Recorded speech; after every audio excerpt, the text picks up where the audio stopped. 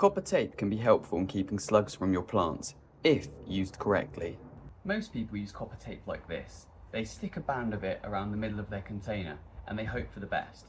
But there are two main problems with doing it this way. Number one, you've not used the best sort of tape you can buy. And number two, the biggest mistake is relying only on copper tape's repellent effect to protect your plants. One thing I would say about copper is that, although it does have an effect, as you can see in this footage I recorded in a previous experiment, I don't think it's strong enough to be truly reliable by itself. I've done a better video proving copper's repellent effect you can find via my channel if you're interested, but this video is more about maximising its use, not how effective it is. Here's another example where a little yellow snail gets a shock whilst trying to cross the copper tape. So the first thing I'd say on how to use copper tape is the more the merrier. Logically speaking, if something is repellent, more of it should mean more effect. I'm trying to confirm this with an experiment I've started and should upload the results when I get a chance. So if you're interested in the results or supporting my channel, please hit subscribe. Here we have 20mm copper tape and 60mm copper tape. Wider tape is usually easier and tidier than thickening multiple narrow strips, but it's basically the same thing. Think of it like a fence. A waist-high one isn't hard for most people to climb over compared to one 6 feet tall. And in the same way, a thin strip of copper isn't much of a barrier for slugs and snails. When applying the copper, make sure you apply it to a dry container and keep your pots away from walls or fences, otherwise they'll just bypass the copper altogether.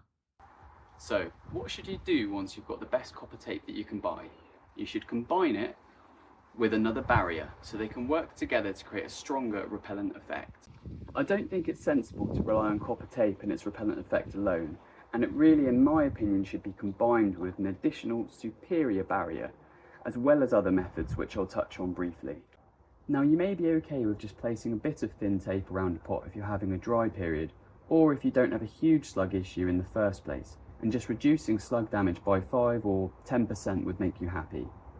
However, it's nowhere near the best slug barrier in my opinion, and slugs can quickly do a lot of damage to your vulnerable plants, and particularly seedlings, which can cost you money and cause heartache. One of the main benefits of copper tape is that it's cheap, long-lasting, and easily combines with some of the other better products, creating a synergistic relationship. So if you want a full breakdown of barriers and slug protection methods, I've made a PDF I give away for free on my website, stopslugs.com, or just look through my videos on my channel. So copper can easily be attached to other superior barriers, for example a slug stand. So you could easily just tape some around here just to give it a bit of extra repellent effect. A slug stand's a fantastic barrier for potted plants, and it helps you create a small slug-free zone by using a water-filled moat or even a saltwater-filled moat. And I can link a video at the end showing you about that in more detail if interested.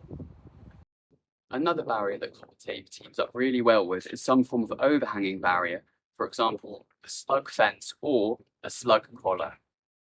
Here I've used copper tape on a 3D printed prototype slug collar that I designed myself. I wanted to improve the standard collar design, so I added small spikes underneath to try and make it harder for slugs to climb over. I also had a problem with traditional collars constantly blowing away with the wind, so in this version I added some anchor holes so you can peg it into the ground so it stays put. I actually used this collar to grow dahlias you can see in the background from seed.